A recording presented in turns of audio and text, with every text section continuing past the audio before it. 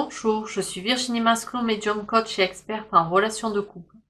Aujourd'hui, je vais vous parler d'accepter sa blessure après une rupture sentimentale. N'hésitez pas à liker, à vous abonner à ma chaîne et à partager les vidéos. Donc aujourd'hui, nous allons voir 4 points importants afin d'accepter votre blessure pour mieux rebondir dans votre futur amoureux. Donc écoutez bien ces 4 points qui vont vous aider à avancer, à progresser et à être mieux en vous. Vous allez traverser une période de tristesse qui est nécessaire parce qu'en fait, vous allez faire le deuil de votre relation.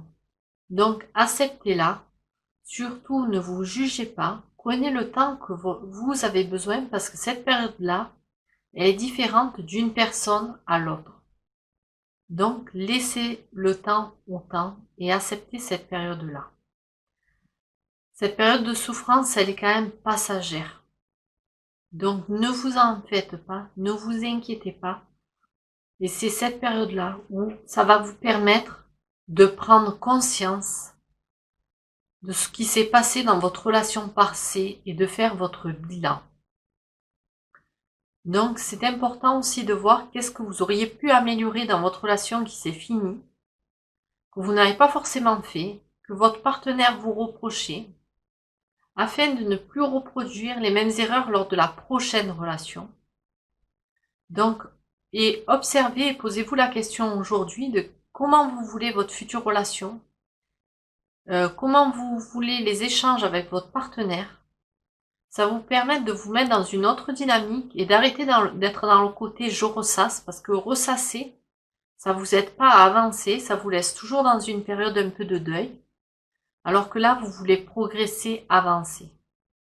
Et ensuite, en quoi cette relation qui s'est terminée, elle vous a freiné dans votre vie au niveau personnel, professionnel, amical, et comment vous avez évolué durant cette relation, comment vous étiez avant cette relation, comment vous êtes aujourd'hui.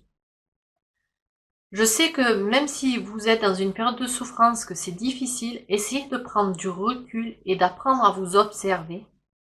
Ça va vous permettre aussi, en vous observant, de vous détacher de vos émotions et d'être plus sereine intérieurement en vous parce que vous y verrez plus clair. Le troisième point, c'est rester seul un moment, c'est nécessaire. Il faut que dans cette phase de rupture, si vous êtes de longue entouré avec des amis, de la famille, vous n'avez pas le temps de vivre quelque part cette souffrance intérieure. Ce qui fait que plus vous allez la fuir, plus cette période, elle va revenir à vous régulièrement. Donc prenez le temps d'être seul, de vivre vos émotions, parce que c'est juste passager, c'est pas quelque chose qui va s'ancrer en vous. Mais si vous le fuyez, vous allez retarder l'échéance. Donc ça serait bien dommage pour vous de faire durer cette période difficile de souffrance. Donc laissez-vous le temps. Durant cette période, vous pouvez vous faire aider par un coach, un psychologue, un psychiatre. N'hésitez pas à chercher l'aide extérieure parce que des fois d'essayer même dans l'entourage, on n'est pas forcément aiguillé, soutenu ou épaulé de la bonne manière. Des fois, un avis neutre va vous permettre de vous redonner une nouvelle énergie, de vous redonner une dynamique. Donc, agissez. Et le dernier point, qui est le quatrième point, extériorisez vos émotions. Prenez un cahier et vos émotions de la journée, vous les écrivez. Ça va vous permettre de tout extérioriser, de moins garder, ce qui fait que derrière, vous allez vous libérer de toutes vos émotions, que ce soit les phases de colère, de tristesse, de tension. N'hésitez pas, même la dépression, écrivez-le. Parce que petit à petit, en avançant dans votre cahier, vous allez vous apercevoir qu'en fait, vous avez évolué. Parce qu'on se voit pas évoluer, avancer. Donc, agissez, mettez ces 4 points en action et vous allez voir que tout ça, ça va être que bénéfique pour vous.